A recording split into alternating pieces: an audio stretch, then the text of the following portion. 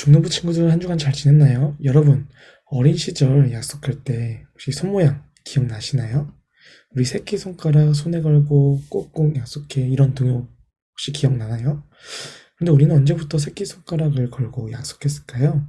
그 유래는 십자군 전쟁에 나가는 병사가 자신의 갑옷에서 체인을 떼어서 꼭 돌아올 것이라고 약속하며 주었다는 것에서 시작되었다고 해요.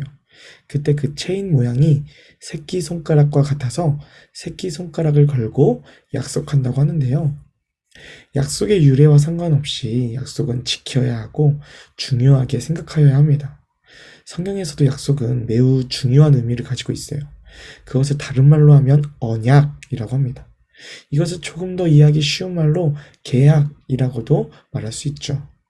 이런 의미로 보면 성경에서의 언약은 단순한 약속이라기보다 훨씬 무겁고 중요한 의미로 볼 수 있습니다. 오늘 말씀에서 우리는 하나의 계약, 곧 언약이 성립되는 장면을 보게 되는데요. 우리 2주 전에 아브라함에 대해서 함께 알아봤어요. 하나님은 아브라함을 부르셨고요. 약속을 주시고 가나안 땅으로 인도하셨죠. 아브라함을 복이 되게 하시겠다고 약속하셨어요. 그를 통해 땅의 모든 민족들이 복을 받게 하시겠다는 것이 아브라함에게 하신 약속이었습니다. 하나님은 아브라함에게 그의 후손들로 큰 민족이 되게 하시고 그 자손들에게 땅을 주시겠다고 약속했어요. 그러나 문제가 하나 있었죠. 아브라함에게는 자식이 없는 거예요. 아브라함이 살던 당시 사회에서 자손은요, 매우 중요한 복 가운데 하나였습니다. 자손을 통해 가문이 유지되고 세워지기 때문이죠. 그런 점에서 아브람과 그의 아내 사레는 복이 없는 사람들이었어요. 이들에게 하나님의 약속은 너무나 소망이었을 거예요. 그러나 시간이 지나도 자식이 생기지 않는 거죠. 나이는 계속 드는데 도저히 소망이 없어 보이고 최근에는 또 조카 롯을 구하기 위해 다른 민족들을 기습한 거예요. 이로 인해 반격과 보복에 대한 두려움에 빠져 있었던 겁니다. 그때 하나님이 아브라함에게 나타나셔서 아브라함에게 이렇게 약속하시는데요. 우리 함께 창세기 15장 1절 말씀 보도록 하겠습니다. 이후에 여호와의 말씀이 환상 중에 아브라함에게 임하여 이르시되 아브라함아 두려워하지 말라. 나는 내 방패요 너의 지극히 큰 상급이니라. 하나님은 아브라함의 걱정과 두려움을 아셨어요. 그러나 아브라함의 대답에는 힘이 없습니다. 15장 2절 말씀을 보도록 할게요. 아브라함이 이르되 주 여호와여 무엇을 내게 주시려 하나이까 나는 자식이 없사오니 나의 상속자는 이 다메섹 사람 엘리에셀이니이다. 하나님이 주신 꿈을 가지고 본토 친척 아비집을 떠난 아브라함은 75세의 노인답지 않게 안락하고 편안한 삶을 뒤로하고 하나님 말씀에 따라 앞이 보이지 않는 길로 떠나는 사람이었죠. 가진 재산만 봐도요, 성공한 사람이었습니다. 그러나 오랜 기간 자신을 통해 큰 민족을 세우고 복의 통로가 되게 하겠다는 하나님의 약속이 이루어지지 않는 것 같아 보이는 거죠. 그래서 아브라함은 하나님께 당시 일반적인 관습대로 자신의 집에서 자란 다메섹 사람 엘리에셀을 상속자로 삼겠다고 하는 겁니다. 그리고 자신의 마음을 확실히 알리기 위해서 3절에서 한 번 더 반복을 하는데요. 아브라함이 또 이르되 주께서 내게 씨를 주지 아니하셨으니 내 집에서 길린 자가 내 상속자가 될 것이니이다. 아브라함이 이렇게 말합니다. 주님이 자식을 안 주시니까 내 집에서 자란 자가 내 상속자가 될 겁니다. 아브라함은 하나님께 책임을 돌렸어요. 왜 약속을 지키지 않느냐는 거죠.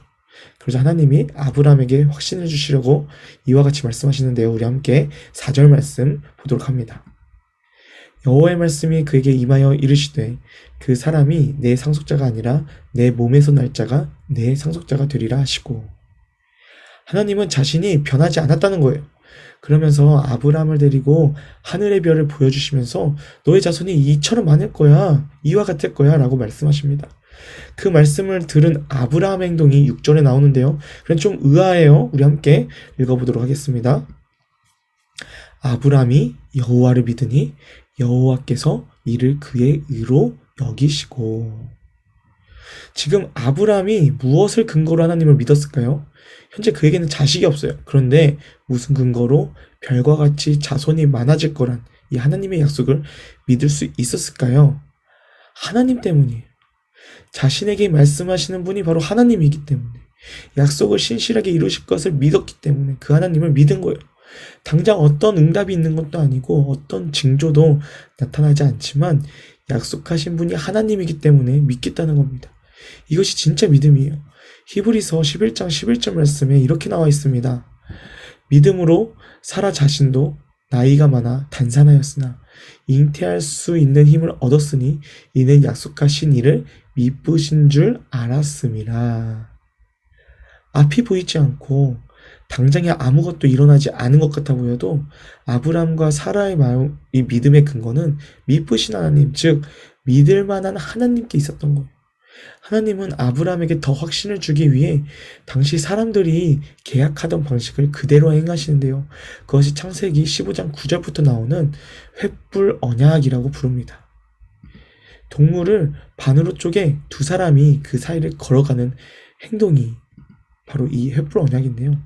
이 의식이 의미하는 것은요, 만일 약속을 지키지 않으면 이 동물처럼 반으로 쪼개질 거야, 이것을 의미해요. 당시 약속에 대한 의미는 이와 같이 무섭고 함부로 할 것이 못됩니다. 그런데 이 장면이 흥미로운 것은요, 동물을 쪼갠 사이로 아브람은 지나가지 않고요, 하나님만 지나가신 거예요. 어떤 의미일까요? 하나님이 반드시 지키겠다는 거예요. 그리고 그 약속은 일방적인 약속이었습니다. 만약 아브람이 지나갔다면 아브람은 반으로 쪼개져야 했을 거예요. 하나님을 향한 그의 믿음이 바닥을 치고 있기 때문이죠. 그래서 우리가 하나님을 믿는 그 믿음의 근거가 우리 자신이 될 수 없어요. 약속하신 하나님께 있어야 합니다. 아브람이 처음 약속을 받을 때 나이가 75세였고, 그리고 마지막 세 번째 약속을 받았을 때가 99세였습니다. 그때 하나님이 한 번 더 나타나셔서 아브람에게 확신을 주시고 약속을 기억하게 하셔요. 그리고 그 의미를 담아 아브람의 이름을 아브라함으로 바꿔주신 거예요. 큰 아버지라는 아브람에서 열국의 아버지라는 뜻의 아브라함이 되었습니다. 그리고 아내의 이름도 사레에서 열국의 어머니라는 뜻의 사라가 되었죠. 하나님은 약속하신 것을 반드시 이루실 것입니다. 여러분, 우리는 하나님이 특별한 존재로, 복을 흘려보내는 존재로 만드셨다는 사실을 말씀을 통해 알았어요. 들었죠. 듣기에는 좋지만 의문이 들기도 해요. 내 현실을 보면 그러지 않는 것 같아 보이고 바뀐 게 없어 보여요. 우리 삶에 복이라고 부를 만한 것이 없어 보일 수도 있습니다. 우리 모습이 마치 자식 없는 아브람과 사레와 비슷하다고 생각할 수 있어요. 아무런 소망도 없고 아무것도 기대할 수 없을 수 있어요. 그런데 하나님은 오늘 우리에게 이렇게 말씀하시는 거예요. 나를 믿어라. 나를 신뢰하라. 내가 그렇게 하겠다.